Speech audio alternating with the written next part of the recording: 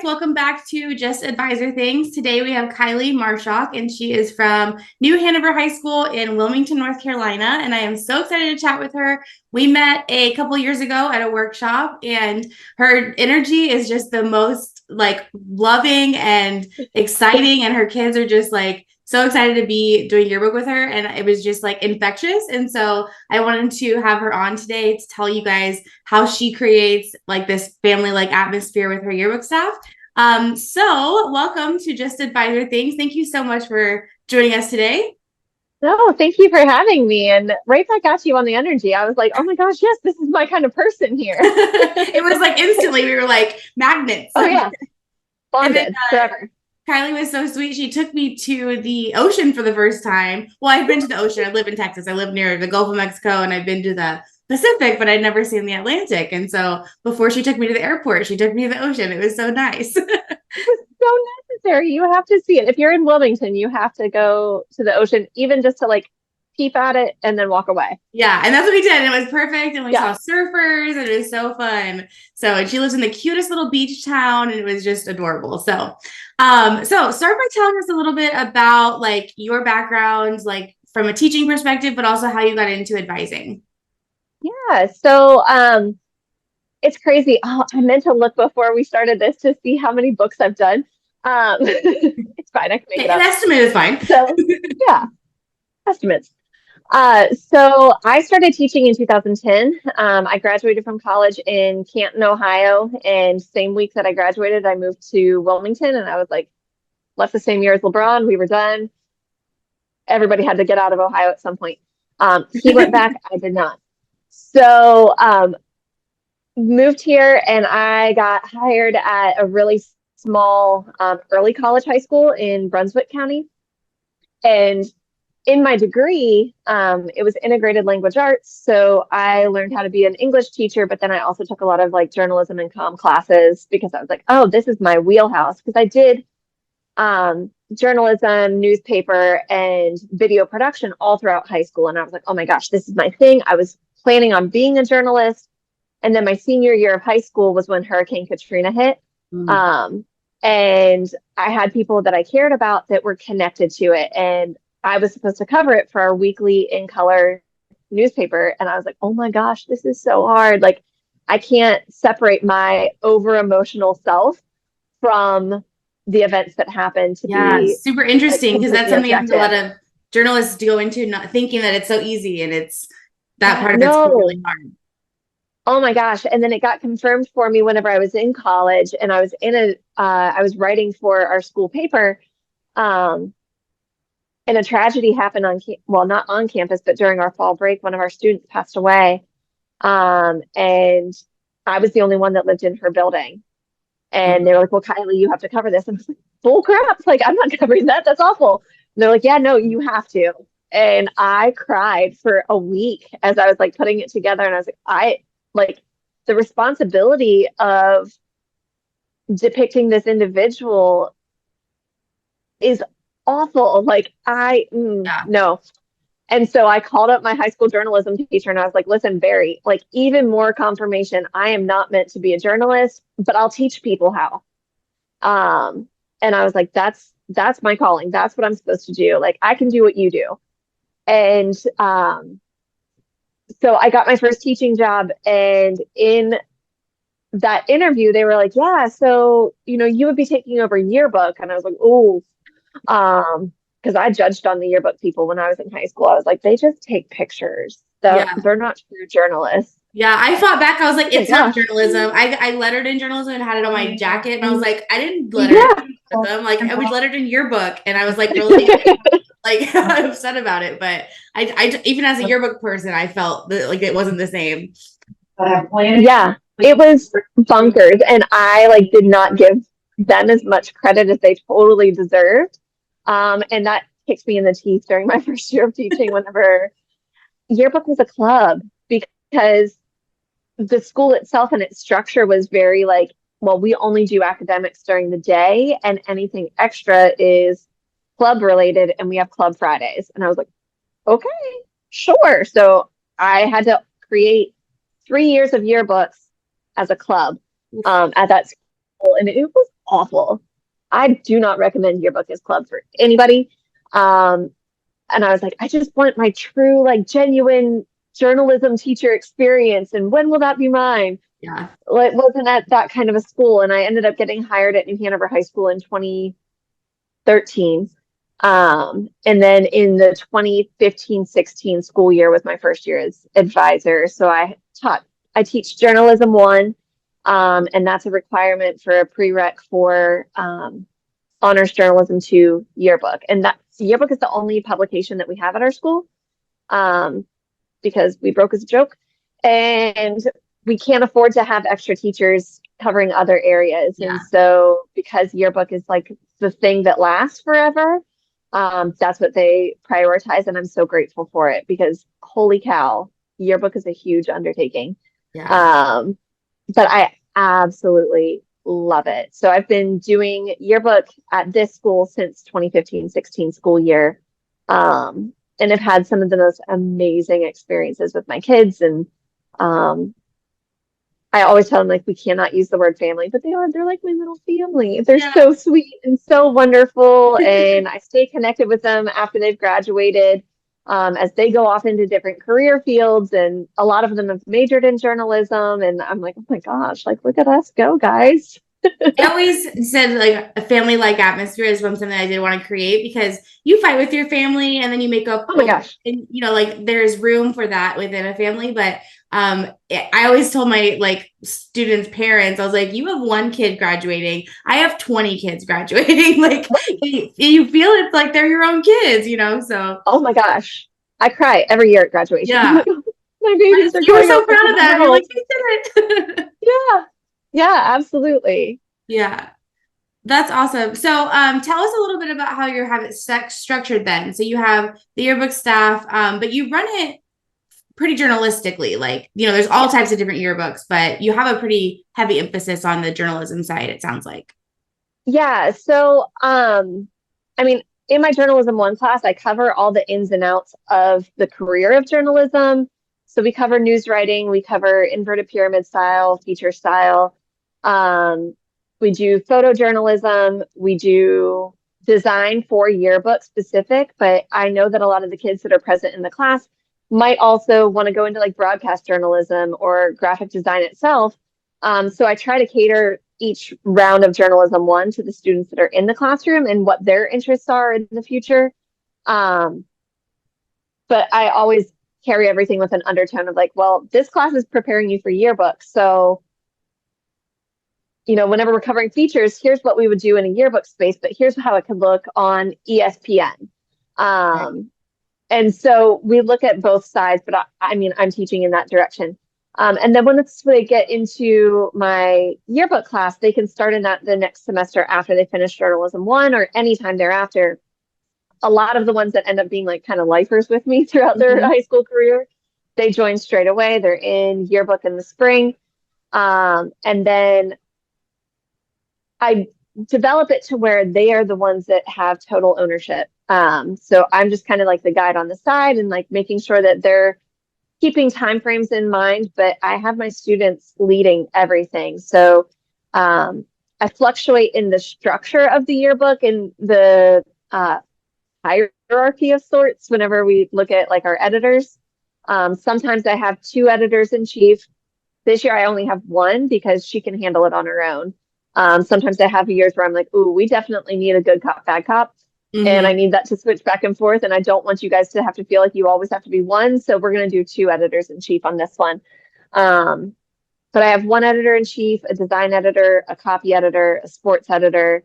And then this year I eliminated business editor and I have 2 business managers, 1 overseeing all of our business ads and 1 overseeing all of our senior ads because we had some mistakes last year and in previous years too. And I was like, happens. It's a student publication and divide and comfort. Exactly. And thankfully, for the most part, parents are always really willing to accept and forgive on that.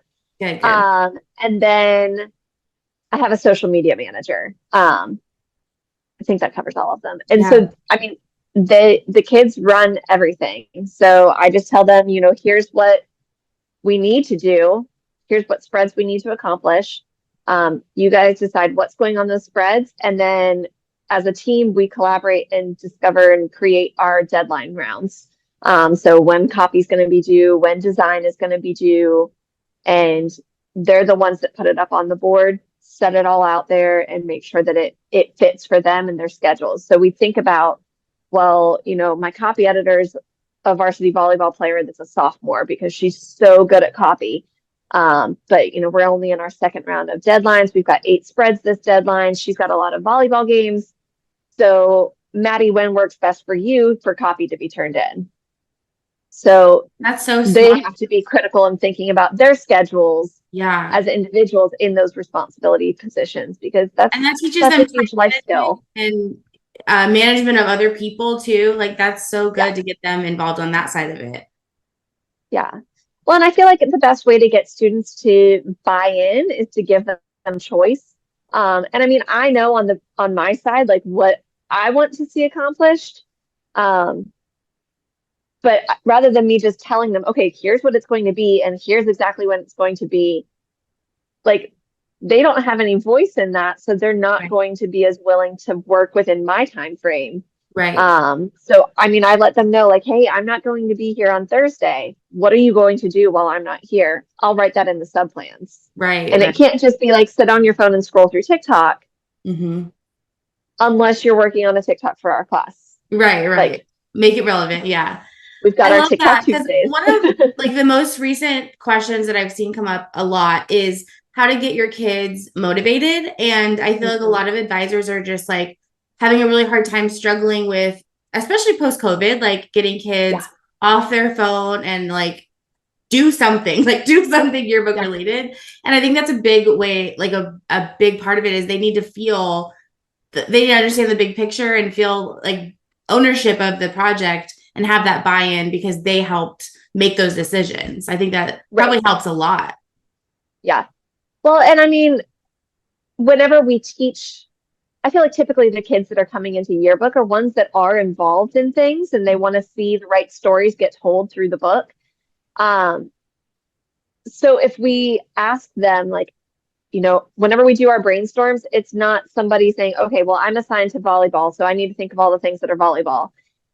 We don't give out the assignments of who's covering which spread until after we've done a full class brainstorm. So then I'm able to see who said the most on different spreads. Okay, well, they've already got enough buy-in on this. They're going to go on that spread. Even if they're not on that team, they just have a lot of really cool and creative ideas for it and unique angles. And I have my editors decide who's going on which spread. So that's not my decision. But they run it by me through a conversation with one another to make sure that we are on the same page. We've got some people that are new to staff, so they don't know what their strengths and weaknesses are. But I've seen them through Journalism 1. So I'm like, oh, well, she's so good at design. But copy's a little iffy. So we need to partner her with somebody that's really strong with copy to help guide and direct. And it helps also whenever conflicts arise because it's yearbook and there's going to be conflicts in yearbook. There's going to be conflict. One of my girls this morning was like, hey, I'm really sorry. I want you to know, like, I truly am covering all of these things. I heard that there was a comment made yesterday. I was like, girl, I didn't hear anything. You're fine. I don't know why you're apologizing for something. But I mean, those little, for the most part, they're teenage girls. Yeah. At least in my space, I've got a staff of 17. 2 are male. Yeah. That's pretty typical. My journalism one class. Yeah. Even in my journalism class, I have 35 students and 5 of them are males. So I have 30 girls and 5 boys in one class. Yeah. Listen, the dynamics in that one are interesting. Yeah, that's a big class too.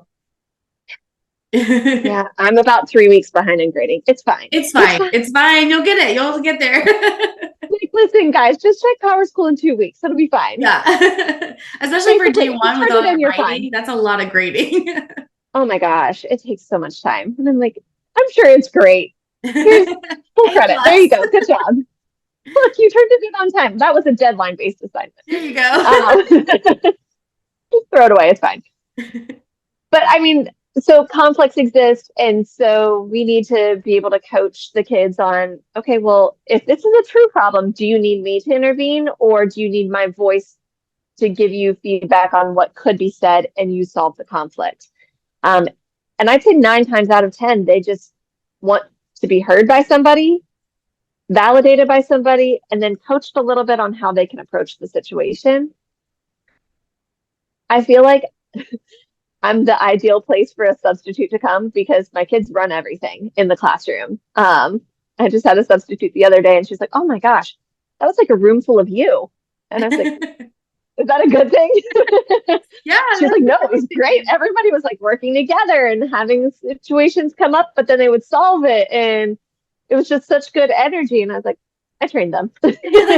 Yes, that's the plan. And they know better. They know Yeah. not to like show. And I mean, a lot of times the kids are ones that are going to want to reflect you. If you've instilled the quality values in them of what it is to be a journalist and how to have authentic coverage, then they're going to want to do that whether you're there or not. Yeah. So And they have those high expectations for themselves, not just like you for said, sure. you didn't just tell them that this is what we're doing. Like they put that, on the whole team. And so they want to perform, for everyone, especially because Right. in your book, if it's not the same if you don't do your math homework, if you don't do your yearbook homework, someone else has to make up for it. So they Yeah. understand that. So that's And really I good. always tell them it's deadlines and dollar signs. So if you don't meet a deadline, then we have to pay money. We don't have to pay money. Right. But But I could tell them that we have to pay money because back in the beginning of whenever I was doing advising, we did. Like Mhm. if we were behind in our submission deadline to our publisher, um, Yeah, then it pushed everything back with production. And I mean, it's so different now where they're like, "Oh, it's fine, just turn it in," because everybody's like, "Just please work with us still." yeah, Um, and that can be a little intimidating, but also a good flex for you if you need it. Like, for "Oh, sure. well, Yeah. this publisher is fine with me turning it in another week late." Um, so, but that's the threat that I give to kids is journalism, the world of publications, it's deadlines and dollar signs. So either you're not meeting your deadline and somebody else is having to, Hmm. and now they don't like you, or you don't meet your deadline and now either you're losing out on your paycheck Yep. or your publication is having to pay extra. So you decide what you want to prioritize. So that's a big part of what I do in my grading for the class Mm. is did you meet deadline? If you don't meet deadline, you're not getting anything higher than a 50 Yeah, because they need that real world application. for sure. And that accountability. So, can you talk a Mhm. little bit more about that grading? I do want to go back and talk more about the student leadership part, but real quick, Yeah. because you mentioned it, like, how would you describe like your grading philosophy? And then, like, technically, how do you do it? Because a lot of advisors ask me, like, and I'm like, every school is different with their requirements. It's really hard to answer. So, just, describe how you do it for your kiddos. Yeah. So I have practice and performance grades. And I feel like rather than having like, did you meet this quiz, this test, whatever, I try to avoid those kinds of assignments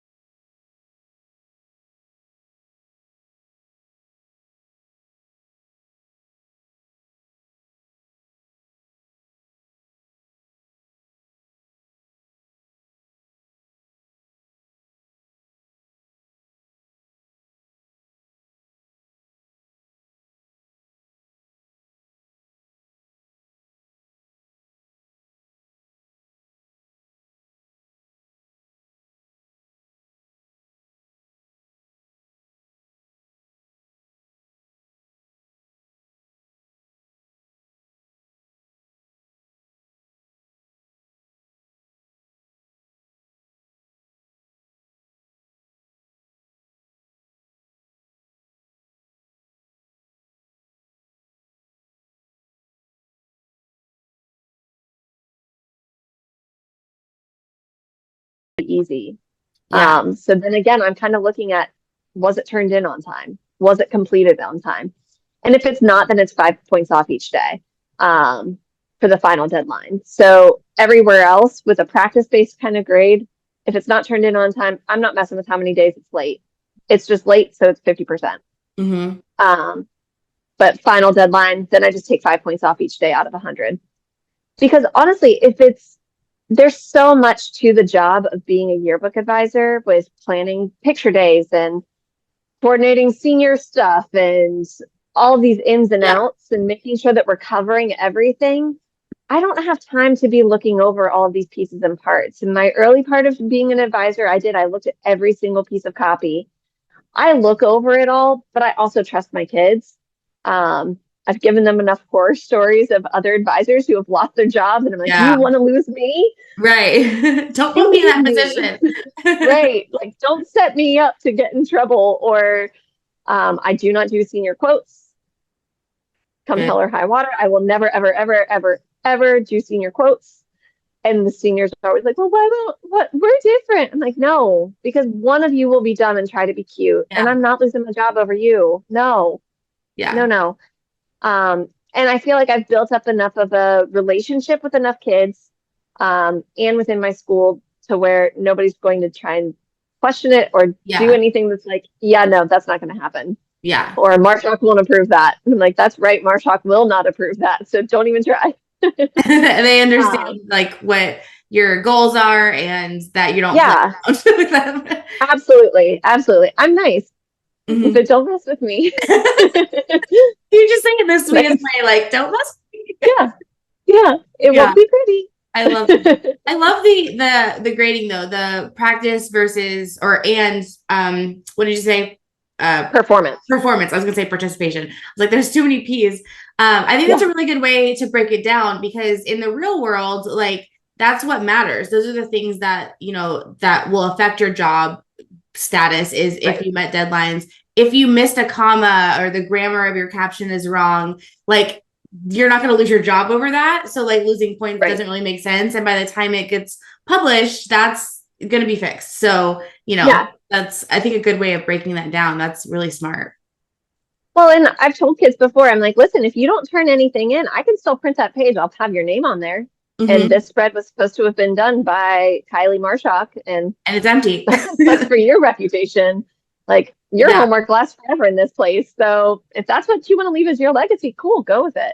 Yeah. Do you ever like what happens when you have a kiddo who isn't meeting the mark and is just sitting there on their phone doing nothing? How do you handle that kind of situation and getting them motivated or understanding like is it a grade that motivates them or how do you handle that?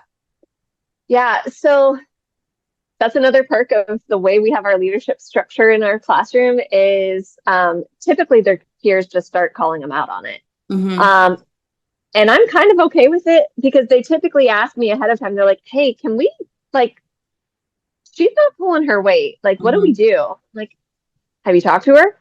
Have you asked her why she's not pulling her weight? And then they'll try. And if that doesn't work, then I'll step in and say, hey, like, do you truly want to be here? Right. Like, I respect it if you don't. Totally get it.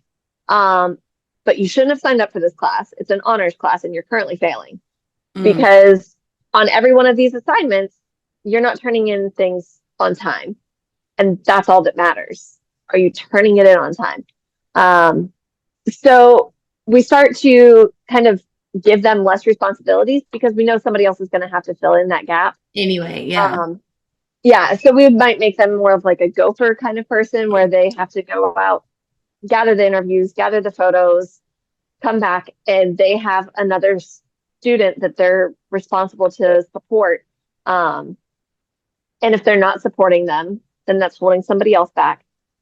Parent phone calls are always the quick and easy, though. I mean, if it can't be handled in-house by the students, I'm typically calling the parent before I have the conversation with the kiddo. Just saying, like, is there anything going on at home that might be holding them back? And then if so, I mean, I'm not revealing that to the other students, but I'll just say like, hey, let's give them a break this round. Like they need a little bit of time. Yeah. Because they're humans. you Yeah. know?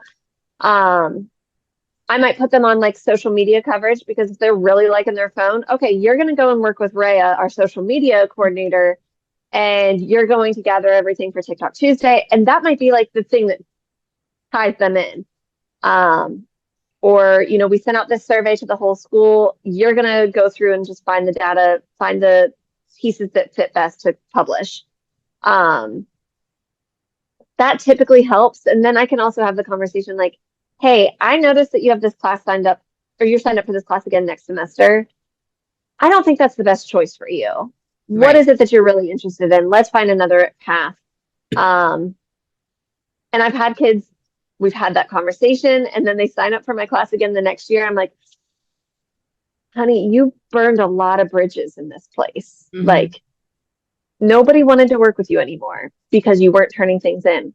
If you feel like you've turned over a new leaf, I can't deny you to come into the classroom. Like you made the grades in journalism one, and that's the only prereq. Um, I just really want you to think about socially, is this going to be the best path for you in your senior year? Right. Are you going to be able to hold up and maintain a consistent workload throughout the whole semester? Because I don't know if you are. Love you. Don't know if that's going to be the best bet. And typically then they respond like, yeah, maybe not. I don't know why my counselor put me in there. Like, I don't know either. We had a whole conversation about this. You're like, I wish I knew.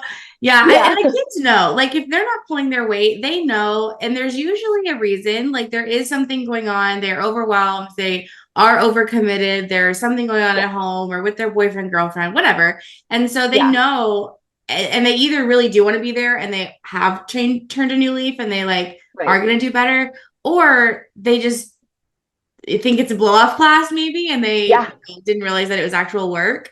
So, right.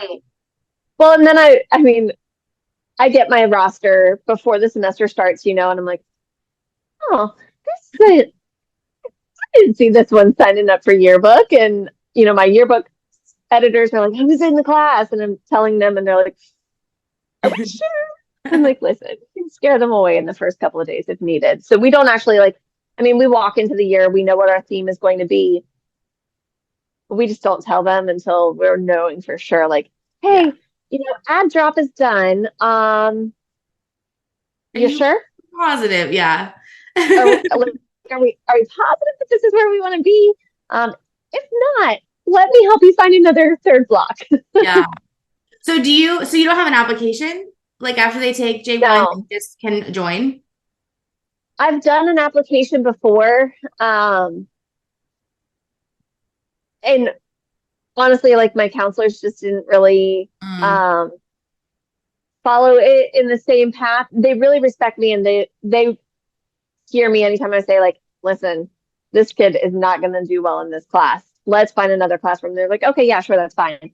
Um, but we had so much rotation happen in our counselors, and it was yeah. just hard to maintain that consistency. So it's gotten to the point now where I'm just like, hey, like, can you just trust me and just not put this kid in the class? Like, Right. they're not gonna hold up. But I like to let the kids make that decision too. So they have to have had an 85 or higher in J1 Hmm. in order to be in yearbook. If they didn't have an 85 or higher, like, honey, no, it's not going to go well because literally I'm the easiest class. Like, Right. you just have to show up, try, and turn things in. Right. But you have to engage. And if you are not engaging at all and you're just here to socialize with your friends, then we've already had about 5 or 6 chats, and you probably don't want to be around me anymore. Yeah. And Like, I've had that's a girl okay. once that was like, why does she keep talking? And I was like, because I'm the teacher. Right. Like, Like, because that's that's my why. job. Like, Yeah. I don't know. Like, this is a kind of conversation driven class. You don't like it? peace My out, SS is upstairs. girl. Yeah. Funny. Yeah. There's just sometimes those kids that just don't understand why they're at school. But whatever. No. And that's something I've seen a lot more post COVID is I have more students that are like pushing back on things, but I also have the students that are like, oh my gosh, we want to be here. Will you please just stop talking like this side person? Yeah. Um, and they'll call each other out. Like, Those man, kids the are the days of best where like, they're like, can you shut up? Like, so you don't have right, to do it. Yeah. right. Well, and I mean, high school's so different now than it was whenever I was in school in the early 2000s. Like, I lived in Mean Girls. Hmm. Now, nobody likes the Mean Girls. And they'll call each other out. They're like, oh my gosh, no, she's awful. Why is she here? Or um, at the same time, like they don't make fun of each other. Or if they do, it truly is just joking around with one Right. It's another like because they have such lovingly a good making fun of each friendship. other. Yeah. Yes, yes. Like the kid that used to be the one that like nobody talked to and was just kind of like the loner in the back is the hit of the class. Like everybody's Hmm. like, oh my gosh, what does he think about this? Because I'm so curious and I truly want to know. Yeah. So kids are so cool now, like so cool. Very And maybe it was just because accepting. I was so uncool whenever I was in high school and they always have been this way and now I'm just getting it. No. But No, I they're think there is they're definitely a so lot good. more acceptance and like I think Yeah. the initiative, I mean, I think there's definitely like still bullying and stuff for sure, but the Yeah. initiatives to stamp that out has done some progress and Oh, for sure. it's a really a much better environment than it was. But then there's the, it's hard to get kids off their phone. So there's challenges, in other ways and getting them Yeah. engaged after having 2 years of virtual school or whatever. Like they didn't learn anything during those years, it seems. So Right.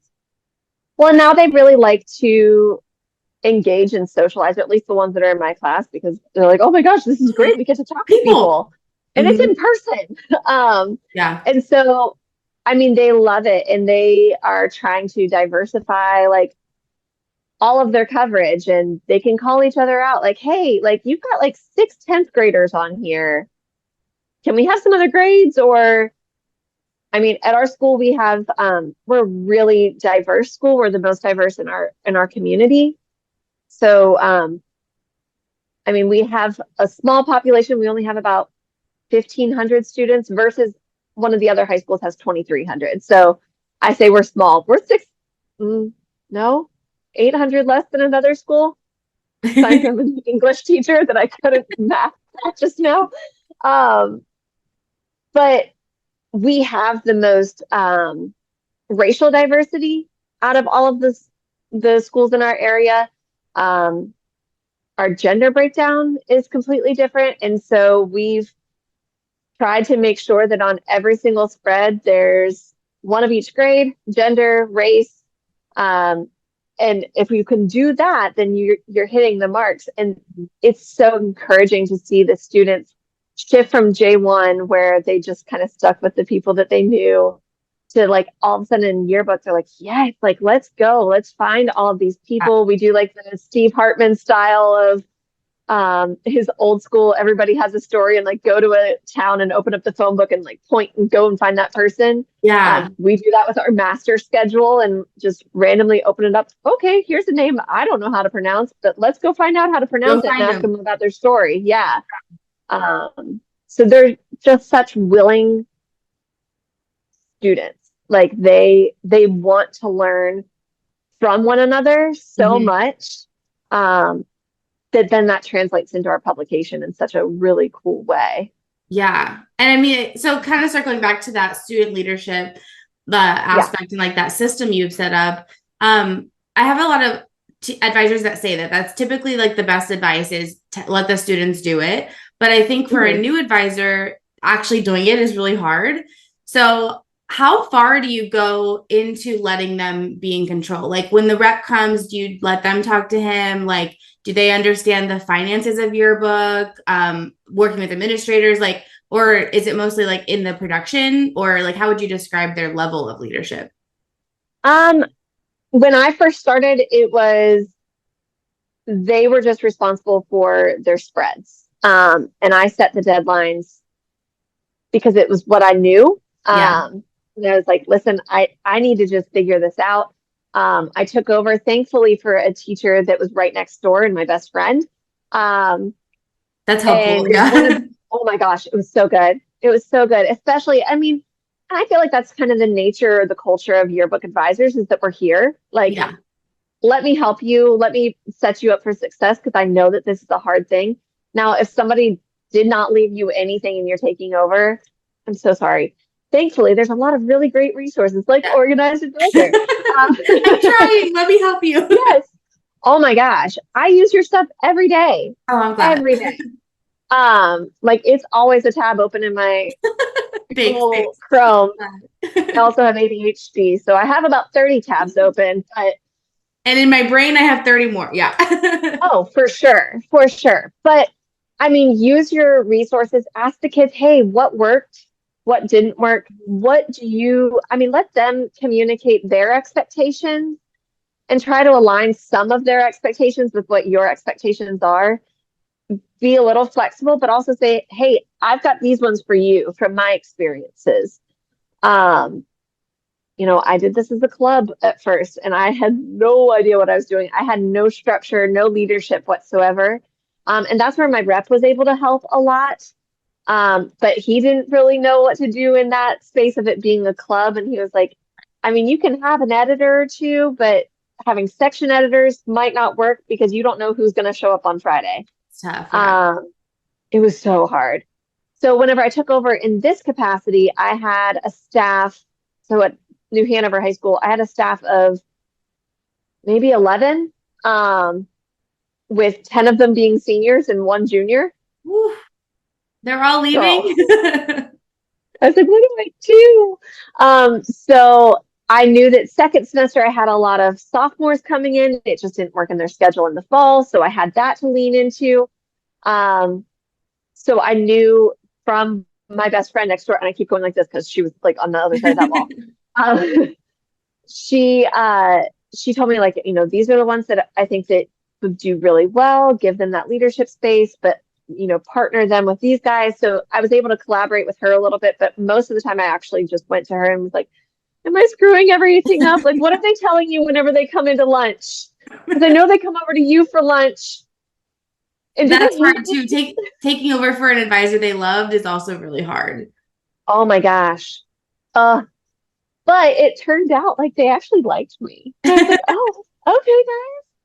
And she told them, she was like, her experience was all in yearbook.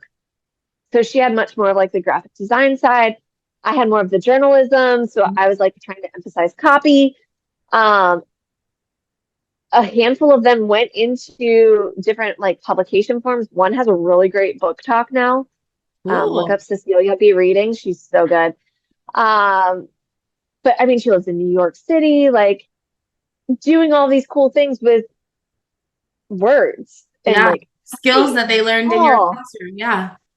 I hope so. I don't know if she actually feels that way, but it's a dream. Skills that were, partially developed in your classroom. Yes, absolutely. Well, and then so the next semester I had a ton of sophomores, and my one junior, she was not going to be taking my class the next year because she was taking community college classes to become a CNA. And I was like, I'm supposed to have you. And like having a freak out session. And then I was like, well, we're going to have a young staff and that's okay. So my next year editors were all that year juniors. And then I kept them again their senior year. Still keep in touch with all of them. None of them went into journalism, but that's okay. Mm-hmm. Because they all went on and did amazing things, and they've all just graduated from college and like have sent me their college graduation announcements. I'm like, oh, my babies, because we were able to bond so well. So even in the times where it feels like you don't think that they can do it, let them try. Because I mean, we're referencing that book from 2017. So it was my second book. Yeah, 16-17 school year. We're referencing that this year a lot for design inspiration. And I was like, oh, this is my Phoebe and Chloe book. Like, like we planned this at a yearbook workshop over the summer in Myrtle Beach, and we came up with the whole idea, and it was so good. Like, I still have vivid memories of it. Like, we made breakfast together. All the pancakes. Oh, that's so my sweet. gosh. Yes. And plus, when you have all those sophomores and they grow up and they spend 3 years with you, till they graduate, like you just become so close. And I think that really does show through the book. Like that relationship is so important. And that's just with life, though. I mean, anytime that you have the ability to build a relationship is always going to be a better product, whatever the product ends up being. Yeah. Oh, yeah. Well, and now I've got kids that like one of those girls from that 2016-17 that was one of my junior editors. She was a sports editor. Her little sister is my sophomore copy editor now. And I'm like, oh All my the gosh, family. like the tradition's continuing. And they take the class, they take J1 whenever they're freshmen because Yeah. my older sibling took this class and like it changed things for her. So I want to take this class so that I can see what my path is. And Yeah. I've had a handful. I've I've had 3 students that took my journalism 1 class as freshmen, that have been with me every semester so far. So it's so neat to see them grow and develop in their confidence. Oh my gosh, like from the little baby freshmen that they were and how Yeah. nervous and timid they were in J1 to like one of them is now a junior and my photography editor, and she's like, listen guys, here's what we need to do. And like I was Like, out the other day, this is homecoming week, and I had already prepped my slide for Tuesday, when I came back, and I had like all the photography needs for the week. And I came in on Tuesday and she had already written it up on the board. Like, here's how many people we need for each of these events. And here's what the whole week looks like. And I was like, oh, Kylee, look at a you. We leader. were on the same brainwave. Good job. Yeah.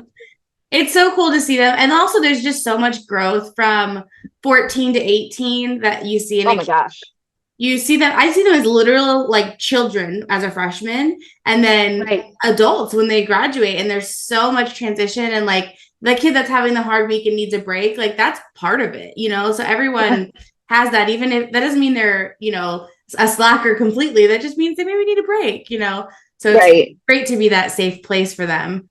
So For sure. we were talking about that a little bit before we started recording, is that like there's always kids in your room and like your room is like their home on campus. So what are some ways that you've like fostered that? Like you said, you have a comfy couch that they A love. few of them. Okay. Yeah. I love some flexible seating.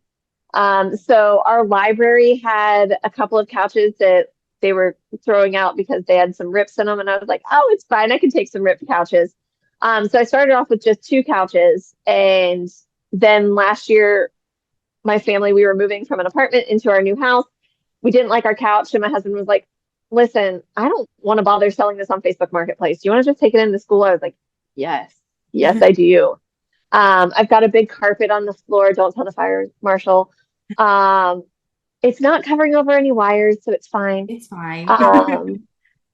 But I brought in my couch from home, and it's a big sectional it has a bunch of different pieces, and I let the kids decide how the pieces would be broken up and where they would go. So they designed that space in the room. Whenever we do brainstorms, it's not my handwriting that's going up on the board, it's theirs. So it's them taking that ownership space into that. I've got like a closet, this little guy back here. It's a hot mess in there, but it's their hot mess. Yeah. A lot of my hot mess too, but like they've kind of taken it over. It's where we have our snacks. They know that the snacks are in there. Whenever the snacks run out, hey guys, we need a snack run. Somebody go bring in some pretzels. Somebody bring in some Cheez-Its. Like, let's just have them back there. And so they know they can come here if they're hungry because honestly, I mean, so many kids are hungry and that's why they have different issues. So like, Yeah. they know I have applesauce over here. And if they need something quick, like, yes, let's grab a snack. But we also do a lot of like celebrations of success. We do team building. They hate it sometimes, but Yeah. I also have a really competitive group. So I've done like the spring games where we had like egg races and they had to run around. I do a charcuterie challenge. I've done this would be Oh my 3rd yeah. year doing it. Oh my gosh, it is so cool. It gets better and better every year. Um, they are coming up with a theme concept. So it's like what we do after we turn in the book. Yeah. We break up into teams. They decide what their theme is going to be, and whoever stakes that claim, that's theirs. Like you can't take that. Mhm. And then they decide who's going to bring in what. They have it. I invite people in to be judges. And usually it's like my admin team and like people that work in the front office and a couple teachers that are on planning, especially the art teacher. She's a foodie. She loves Um, it. and they just live to be the ones that put their name on like the charcuterie challenge spring 2023. They Yeah. put their names on there. The theme, we had a Taylor Swift one this past year that was incredible. Oh my gosh, it was so good. I love it. Um, yeah, so I mean, we try to do those kinds of things where it's not the high pressure. Um, we do yoga at least once a year where we partner with we have a local nonprofit called Yoga Village. And one of their founders is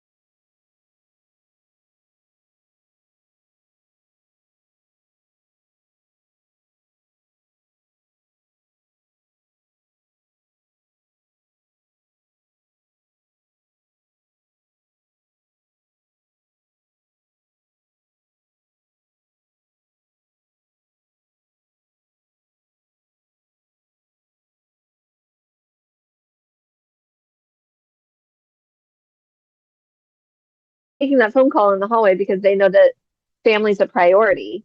Yeah. And then whenever I come back in the classroom, I'm like, guys, Miles did blank. And they're like, oh no, I did the same thing. So like they can see Yeah. like how important my family is. They can give me some wisdom. I ask them all the time, I'm like, did you guys like your mom? Like, how'd that go?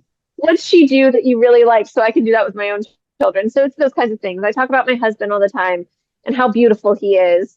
And I tell them all the time, I'm like, oh, I hope that you have a spouse one day that you just admire as much as I admire mine, because dang, y'all.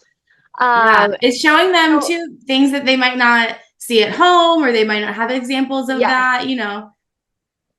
but it's because I'm willing to share that part of me. Right. And I think they're really willing to understand that whenever I create a boundary, it needs to be respected.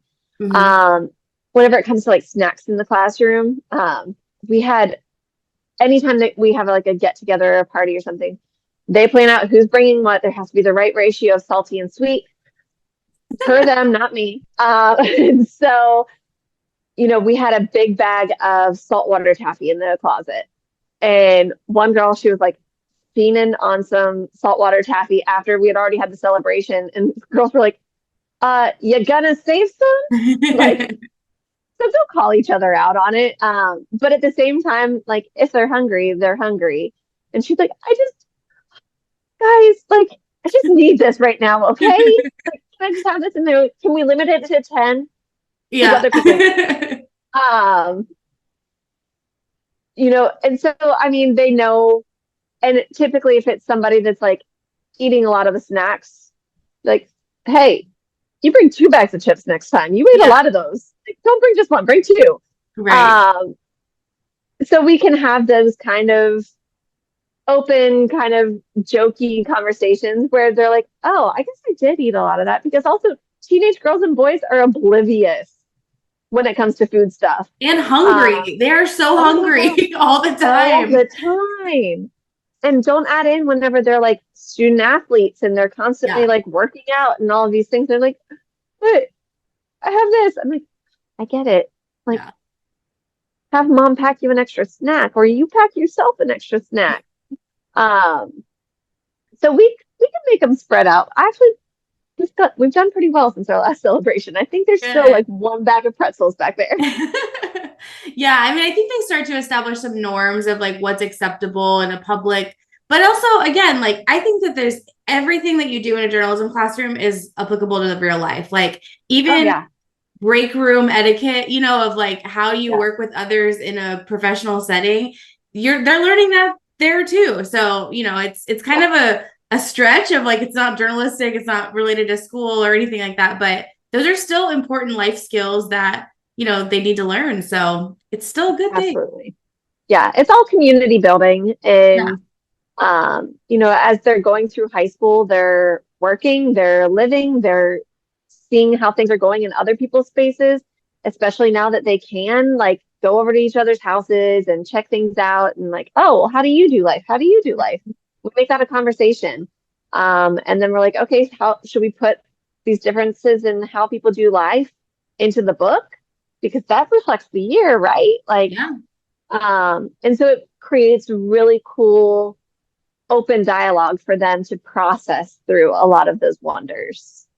Yeah, that's cool. I like that how it does still tie back to the book. Like there's Yeah, still all of those experiences can always be used to go and get content and coverage. yeah, Even if it's not your students on staff, like you can take that as an idea to go, right. randomly in the phone book and master schedule and go find someone.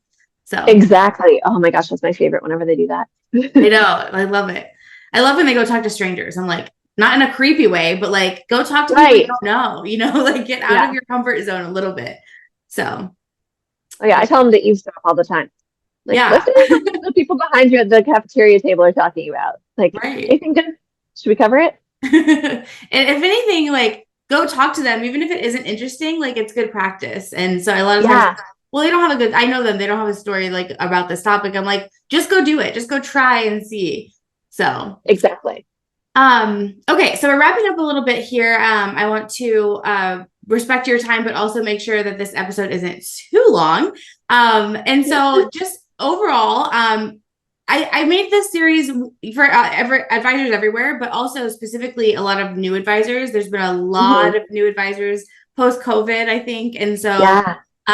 what advice would you give either to advisors in general or to a brand new advisor? They come to you and they're like, I am overwhelmed. I need help. What do I do next? What would be your best piece of advice? Use your resources. So, and there's so many different Facebook groups and school journalism websites. Um, there's a lot to wade through, but take it one day at a time, and think through, okay, well, I know that we need to accomplish this, but what's my biggest issue? So if it's like class, like editor applications, go into one of those Facebook groups and search the word editor application. You'll find 75. Yep. Pick one that looks pretty to you. Um, pick one that works for the type of publication that you want your school to have. Organized advisor, not just because I'm here and talking to you, but like it's because I truly use so many of your resources. Like they're so good. I always have up like the processing through J1, making sure I'm like, okay, am I covering all the things? Is this something that I really prioritize in my space? No, okay, I can cut that and move on to the next unit. Mhm. But so many people are willing to share. After you use your resources, make a kid do it. So if you know that you need to plan picture day, okay, guys, at least 2 of you have gone through picture day at this school before. How was it done? Mhm. Have the kids tell you, and then wherever you can, have the kids do it. So whenever we have picture day, we've got 7 cameras on campus. We've got to photograph 1,100 students in an hour and a half. So I create the matrix and everything like that. But in those actual spaces, I go and check in, but it's my students running everything. Yeah. Like that's part of the job is empowering them to take on leadership. You know, North Carolina, we have it in our teaching standards. So there's like how are you encouraging students to take ownership? Have you been in my yearbook? I don't do anything. Yeah. No, it. Sit at my desk and look pretty all the time. Like, Right. But I mean, I'm building them up. I'm like, you can do this. Or, you know, even if it's a small thing, okay, if you need to get the class roster for this class, hey, will you go down the hall and ask Mr. Hudson for his 3rd block roster? Cool. They bring it back. Like, send them to do the things. And I start that in my journalism class.